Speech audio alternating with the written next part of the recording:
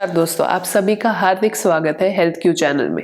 ये एक health awareness channel है जहां हमारा उद्देश्य है कि हम आपको मोटिवेट कर सके आपके हेल्थ के प्रति। आज मैं आपके साथ बात करने वाली हूँ एक्सरसाइजेस के बारे में। 3 तरीके की exercises usually as a physiotherapist हम लोग प्रिस्क्राइब करते हैं। उसमें से सबसे पहली होती है रेंज ऑफ मोशन एक्सरसाइजेस। क्या होती है ये रेंज ऑफ मोशन एक्सरसाइजेस, आज इसके बारे में बात करेंगे और मैं आपके साथ शेयर करूंगी कमर के लिए हम जो कर सकते हैं रेंज ऑफ मोशन एक्सरसाइजेस वो क्या है। तो बने रहिए मेरे साथ अंत तक के। रेंज ऑफ मोशन एक्सरसाइजेस का मतलब होता है ऐसी एक्सरसाइजेस जिसमें हम हमारे जॉइंट का जो नॉर्मल मूवमेंट होता है, बिना कोई दर्द, बिना कोई रेस्ट्रिक्शन, जितना पॉसिबल होता है उतना पॉसिबल मूवमेंट करें। आमतौर पे रेंज ऑफ मोशन एक्सरसाइजेस का इस्तेमाल होता है जॉइंट फंक्शंस को मेंटेन करने के लिए, और ये फर्स्ट स्टेप होती है एक्सरसाइज प्रोसेस की।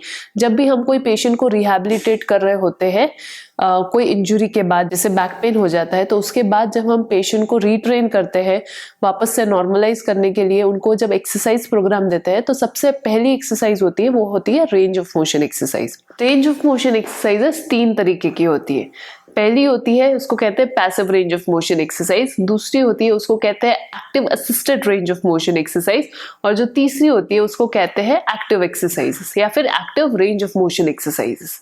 Passive range of motion exercises उन पेशेंट्स या उन मरीजों में दी जाती है जिनमें मसल स्ट्रेंथ बहुत कम है और वो खुद से एक मूवमेंट नहीं कर पा रहे हो, स्पेशली पैरालिटिक पेशेंट्स में या फिर उन पेशेंट्स में जिन लोगों की सर्जरी इमीडिएटली हुई है।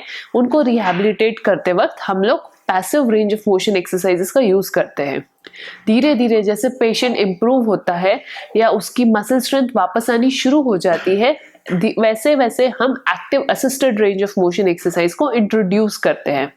Active assisted range of motion exercises में 50% एफर्ट जो है वो पेशेंट का होता है और 50% एफर्ट जो है वो डॉक्टर यानी फिजियोथेरेपिस्ट का होता है। और जैसे मैंने कहा कि इसमें भी वेरिएशन धीरे धीरे किया जा सकता है बेस्ड के पेशेंट की ताकत या मसल स्ट्रेंथ कितनी इंप्रूव हुई है।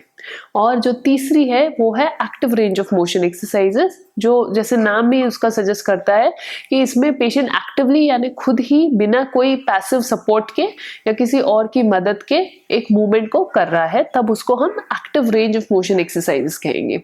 जो भी हम डे टू डे एक्टिविटीज में एक्सरसाइजेस करते हैं वो mostly active range of motion exercises होती है।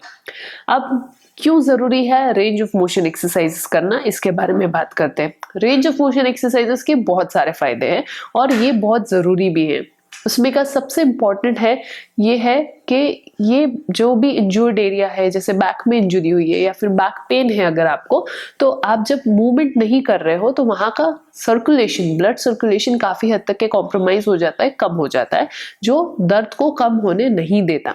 इसीलिए सर्कुलेशन मेंटेन करना एक बहुत इंपॉर्टेंट चीज होती है जो आप रेंज ऑफ मोशन एक्सरसाइजेस की मदद से कर सकते हो। इसके अलावा जो साइनोवियल मोबिलिटी यानी जॉइंट्स के अंदर एक फ्लूइड होता है जिसको साइनोवियल फ्लूइड कहा जाता है, ये भी बिना लैक ऑफ मूवमेंट के वहां पे भी स्टिफनेस, साइनोवियल फ्लूइड और साइनोवियल एरिया में भी स्टिफनेस बनना शुरू हो जाता है, जो मूवमेंट्स, जो हमारे जॉइंट की मूवमेंट्स होती है उसको कम कर देता है। इसलिए साइनोवियल मूवमेंट्स को बनाए रखने के लिए भी range of motion exercises important है।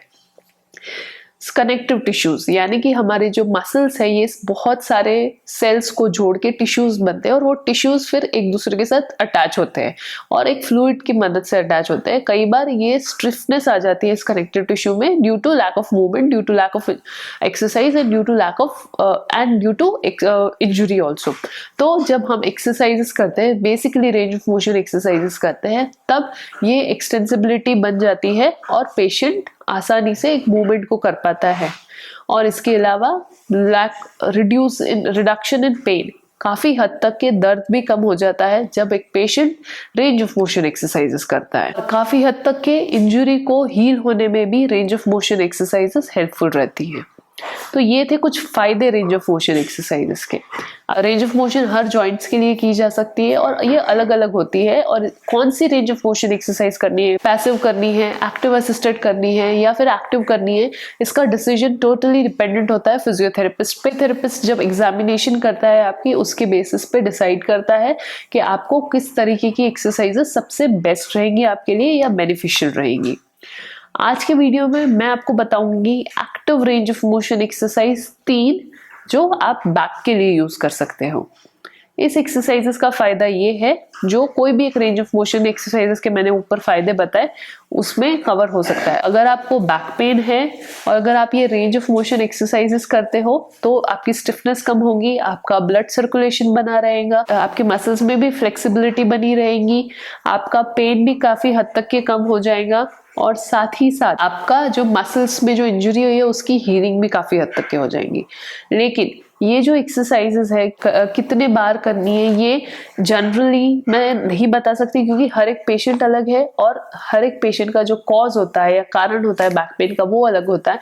इसलिए ये जरूरी है कि आप अपने फिजियोथेरेपिस्ट की सलाह जरूर लें। इस वीडियो को एज अ रेफरेंस यूज कीजिए जब भी आप कोई रेंज ऑफ मोशन एक्सरसाइजेस करना चाहते हो, आपको एडवाइस की गई है तब। तो चलिए शुरू करते हैं और देखते हैं क्या है ये 3 range of motion exercises back के लिए।